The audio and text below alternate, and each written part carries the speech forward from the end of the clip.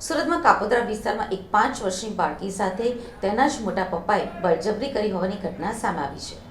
સુરતમાં માસૂમો સાથેના અત્યાચારો ઓછા થવાનું નામ નથી લઈ રહ્યા. સંબંધોને લાંછન લગાવતા બનાવમાં વધુ એક પરિવારના સભ્યએ જ પોતાની ઘરની માસૂમ ઉપર મેલી નજર નાખી હતી.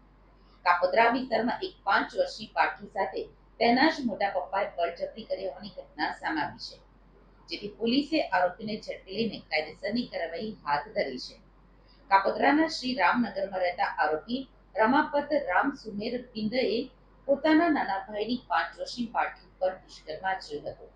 બાળકીના માતા વતન ગયા હતા, જેથી મોટા પપ્પાને ત્યાં બાળકી રમવા ગઈ હતી. આ દરમિયાન બાળકી સાથે દુષ્કર્મ ગુજાર્યું હતું.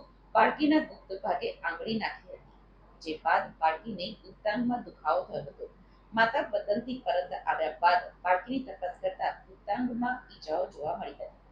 માતાએ બાળકીની પૂછપરછ કરતા મોટા પપ્પાની કરતૂત બાળકીએ જણાવી હતી. માતા બાળકીને તાત્કાલિક હોસ્પિટલમાં લઈ જતા તેની સાથે દુષ્કર્મ થયું હોવાનું સામે આવ્યું હતું. આ ઘટનાને પગલે કાપોદ્રા પોલીસ મથકમાં ફરિયાદ નોંધાઈ હતી. આરોપી રમાપત રામ સુમેર પિંડને જાણ થતાં જ તે સુરત છોડી ભાગવાની ફિરાકમાં હતો. જોકે પોલીસે ઉધના રેલવે સ્ટેશનથી આરોપીને ઝડપી લીધો છે.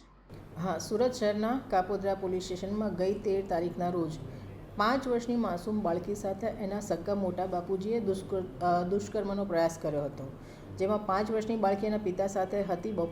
બપોરના 2 વાગ્યાનો વાત છે કે દીકરી એના પિતા સાથે હતી, તો એના મોટા પપ્પા એને રમાડવા લઈ જવું છું એમ કે એને લઈ ગયા, અને એના પપ્પા જ્યારે નહીં આવ્યા તો એમણે દીકરીના રડવાનો અવાજ સાંભળ્યો. તો એને દીકરીને પાસે ગયા તો દીકરી રડતી હતી, કંઈ નહોતી શકતી. પછી એના મમ્મીને બોલાવ્યા. એના મમ્મીને દીકરીએ કીધું કે મને પેટના નીચેના ભાગે દુખે છે. પછી એને હોસ્પિટલ લઈ ગયા. એને બ્લીડિંગ પણ થતું હતું. તો એનો ડૉક્ટર પાસે ગયા તો ડૉક્ટરે એમને વાત કરી કે આ દુષ્કૃત્યનો પ્રયાસ થયો છે. તો પછી ફરિયાદી કાપોદ્રા પોલીસ સ્ટેશન આવ્યા, ફરિયાદ કરી, અને આરોપી નાસી જાય એ પહેલાં જ કાપોદ્રા પીઆઈ અને એમની ટીમે આરોપીને ઉધના રેલવે સ્ટેશન પાસેથી પકડી લીધો અને આરોપીને અરેસ્ટ કરીને એની સામે કાયદેસરની કાર્યવાહી ચાલુ છે.